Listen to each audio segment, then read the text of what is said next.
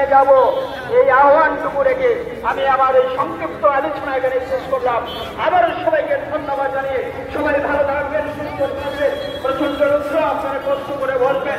কিছুক্ষণের মধ্যে আমাদের যিনি আজকের প্রধান বক্তা তার মানে আমরা চেয়ে বসে আছি, যার অপেক্ষায় আমরা প্রতিটা মুহূর্ত চেয়ে থাকি, সেই অমিত ভাই শাহ কিছুক্ষণের মধ্যে মাঝে মঞ্চে উপস্থিত হবেন।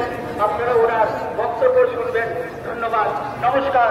ভারত মাতা কি জয়। বিজেপি জিন্দাবাদ।